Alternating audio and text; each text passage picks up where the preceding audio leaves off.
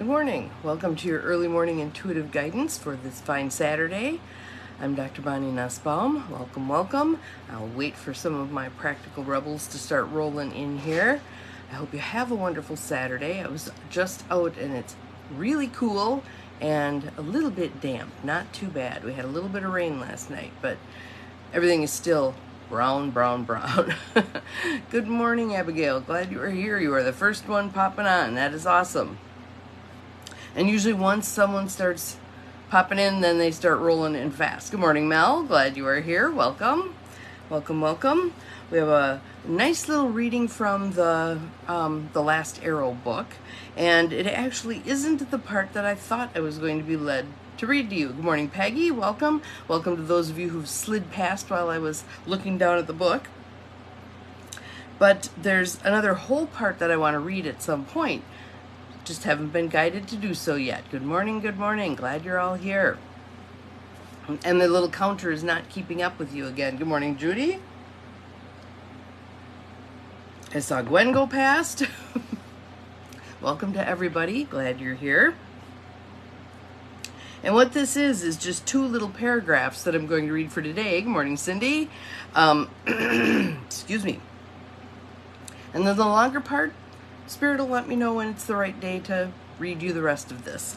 But this little part, I think, is just, my hope for this part is not that it makes you feel disappointed in yourself or like you're not doing what you're meant to be doing. My hope for this part, these two paragraphs, is to help you see all of us in this. You're going to see all of us in this. And then our only calling is, what can we do each day, every day, to take a step out of this possibly hardwired place that we come from and do something different? I'm glad it was just good timing. Yeah, I just don't get the notice thing with Facebook. They have their own ways of playing. Whatever. And I guess if we want to play in their sandbox, we have to deal with what they throw at us for the moment. So, Erwin Raphael McManus, The Last Arrow, saved nothing for the next life. Save nothing for the next life. So in other words, live full out. Live full out. And in this particular chapter, which is called Stand Your Ground, oh, you haven't gotten a notice in month. Well, there you have it. There you have it. It's a good thing you guys kind of hover at this point in time, 6:15 to 6:30 my time. Good thing you hover, because that's about when I'll be popping on, barring any disasters. Oh, you got the book yesterday. Okay, awesome, fabulous. So let me give you a little bit of the prelude here. Erwin and his wife have some friends, Nabil and Mimi. And Nabil and Mimi have 4 sons. And they were living in Beirut, and they were in a well, it might have been even higher. They were on the 5th floor, but a 5-story apartment that was right in the center of all the fighting. Well, obviously their friends were very concerned for their safety, and churches came together and gathered money to build this couple and their 4 sons a home. And Beirut is at this point was very divided by religious factions. These two, Nabil and Mimi, tended to cross into various places to minister to folks regardless of faith, okay? The place they picked to build their house was like on the dividing point among 3 of these religiously divided neighborhoods. That's where they decided to put their house. They were making a statement. They were taking a stand. Everyone was very concerned when their house was built, war broke out again, and were they going to be safe? And people kept encouraging them to leave Beirut. And let me just read this one little part. Their friends and loved ones who lived deeper in the Christian communities appealed to Nabil and Mimi to leave as quickly as possible. Yet they refused to leave, even while both their home and their lives were in danger. Only after the heavy aerial bombardment of the Shiite neighborhoods intensified, literally shaking their home every night, and after everyone in their neighborhood began to move toward a frantic search for shelter, did they leave as well. Good morning, Beth. Nabil casually explained that their exit strategy was always that they would take 2 cars and divide the family in half. That way, if one of their cars was hit by an explosive, the children who remained had at least one parent to raise them. Can you imagine having to think that way? Well, America's kind of getting pretty hairy too, so good morning to all of you. Glad to see you. Welcome, welcome. Hello, Donine. You're the last name that popped up. The 5th-story apartment where they had previously lived was struck by a bomb and nearly destroyed. The house where they had defied common sense and religious boundaries and instead decided to take their stand remains standing to this day. So part of what he's encouraging us here to do is not always take the safest path. Sometimes you got to plant your feet and say, no, this is not okay with me. Here's where I'm at. So here are the 2 paragraphs I intended to read, and listen with the intuitive part of yourself that knows what your guidance is here. This isn't for us to beat ourselves up about having fear, okay? That's not going to get us anywhere. We're not going to whip ourselves out of fear, all right? But just listen to the words and see what resonates for you. If you are going to live the life that God created you to live, if you are going to live to your full potential, if you are going to live the kind of life that never settles, you have to come to a place where you decide to stop running and instead choose to take a stand. My favorite ever children's book, and I know some of you have hunted copies down because it's out of print, unfortunately, is by Bill Grossman. It's called Donna Onishuk Was Chased by Some Cows. And I'll just give you the first part. Donna Onishuk was chased by some cows, also by mooses and gooses and sows. It happened one day when Donna at play patted a cow on the head. I have much of this book memorized. My children loved this book. By the end of this process, everyone and everything is chasing this little girl. Finally, she stops and she turns around, she puts up her hands and she says, "Why are you chasing me?" And they all replied. I mean, she's fearful. She's running away from them as best she can.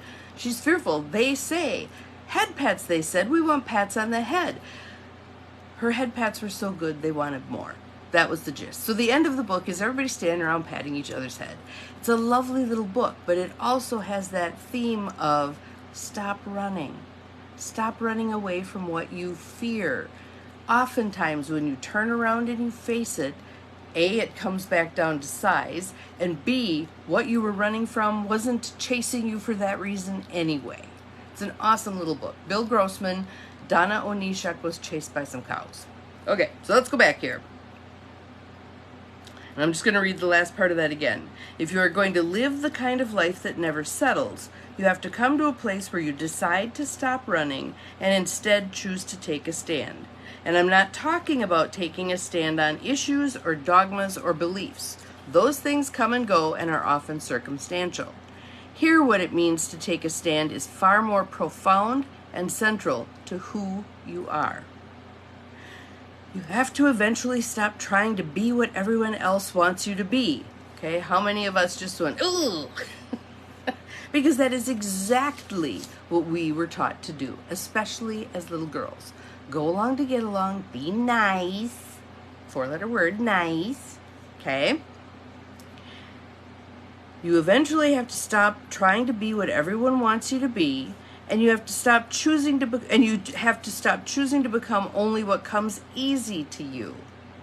You have to decide what will define you, what will mark you as a person. How will you be known by others? Your decisions are a direct result of truly knowing yourself. Truly knowing yourself. And the ripple effects of that, when someone walks into a room and they are real, they are who they are, doesn't the room light up? Don't people kind of turn and feel that energy of this is someone who's truly inhabiting their own skin, honoring themselves, all right? Frankly, he says, I think most of us live our lives in fear. Who we become is less a result of where we are going than it is the consequence of what we are running from. So basically, then we become who we are by default. It's living, like I often say, it's living that life not to lose. We're playing not to lose. We are not playing to win. To show up fully as ourselves, to allow people to respond to us exactly how they want to respond to us. Those who love us, those who hate us, everybody in between, those who are apathetic, doesn't matter. But us truly being ourselves. I love that. Who we become is less the result of where we are going, what we want, what our goals are, what our mission in life is, and more the consequence of what we are running from. E. Yes, a very powerful message, Abigail. It's unfortunate, but I completely resonate with this. I wish I didn't. I wish I could say that my life has never been defined by my fears. Crap. There are very few fearless people, and sometimes we could call them crazy. It's more about feeling fearful, acknowledging the fear, and moving forward anyway, taking the stand anyway, even though you're fearful. And to begin with, it might be that little voice that goes, I object. Little bitty, kind of squeaky, pretty tentative, but over time it gets to the point where you can go, no, that's not okay with me. Let's have a conversation here. I wish I could say that my life has not been affected by what I was running from, and that all of my life has been completely attributed to what I was running toward. But sadly, I'm like most people when it comes to fear. Courage is a rare and precarious possession. And courage, to me, courage is feeling that fear and doing it anyway. Good morning, Susan. Welcome, welcome. Because to not feel the fear really is not human life. Most of us carry fears. Good morning, Linda. Welcome, welcome. So this is about allowing your mission in life, allowing what's important to you to be important enough that you're willing to feel that fear and move ahead anyway. Feel the fear and say what you need to say as kindly and lovingly as you can, but say it anyway. This isn't going to work for me.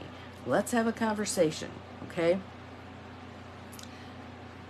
Again, my hope with this card, or with this part of the book, is not to make you feel bad that you have fears and that you've caved in at times and that you've played not to lose, because we all have.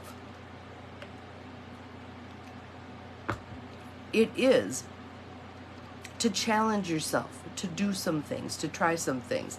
Now, I jump on this thing every morning, do my thing. The first one I did, oh my God, I took forever to get set up. I was mussing with my hair. I was breathing heavy. I'm like, okay, calm down, tapping, whatever. Finally got on, did the little thing, turned it off and went, oh. It was that scary. I had no idea who was going to watch, how many people were going to watch, etc., etc., etc. Ah, okay, Cindy's got, yes. Knew what you were supposed to do. Listen within. You'll be guided. And one of the hard parts of all of that is the message changes. So what you were guided to do in your 20s is likely not going to be what you're guided to do in your 30s, your 40s, your 50s, your 60s. I remember, I've told this story before, having just made the huge leap of selling my home in Green Bay and moving to Rapid River, Michigan, having bought a motel by myself, knowing one person who lived 15 miles away, but I knew I was supposed to do that. I was pulled to do that. I was scared shitless. It was an amazing run. When I moved from, there goes my father, I have no idea where he's going. Okay. When I moved from Wisconsin, which had been the only place I had ever lived, to Missoula, Montana, had gotten an apartment, fully furnished, sight unseen, did not know one soul there to go to graduate school, I was scared shitless. When my family drove off, I was like, Had to take myself to the grocery store because I had no food. So I'm walking to the grocery store going, I can do this. I can. Everybody who passed said hello. And I'm like, I don't know you. Sometimes it's a misnomer that the Midwest is this very friendly place. Not where I lived.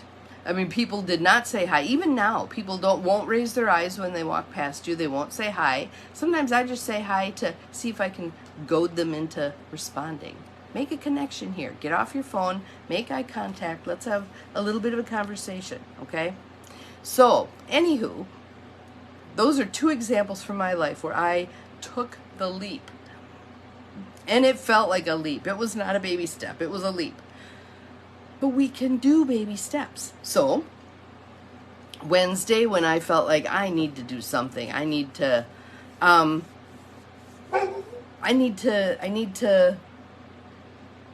engage in life more. So I took myself to that yoga class, an outdoor yoga class. Didn't know a soul there either. That was a little leap. It was a little leap. It's like, okay, I can do anything for an hour, whatever, let's just go. And it was good. It was good. I'm challenging you. I'm challenging all of us, myself included. Let's make some little steps like that today. If you could take your safe path, or you can do one little thing that moves you into discomfort a bit, do the uncomfortable thing. Do the uncomfortable thing. So I'll just make some up here. Let's say you're having the same old conversation with family members where someone's, pontificating about something that you disagree with. Maybe it's kindly and lovingly say, well, I see it a little differently. Would you like to hear my thoughts on that? Don't be surprised if they say no.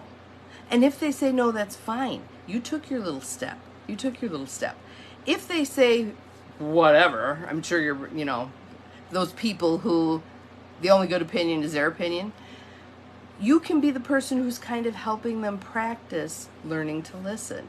So you may say a little bit about what you believe and why you believe it. And if they denigrate that, if they're negative about that, if they interrupt you, you can practice some of the stuff from the book. I'd really like to finish what I'm saying first before you offer feedback. I'm really not looking for feedback. I understand that you disagree. I just want you to know where I'm coming from. They may escalate. You don't have to escalate. It's really hard for someone to stay escalated when you choose not to go there with them. It requires that building thing for escalation to really fly. And we're not playing that game anymore. We're not playing that game anymore.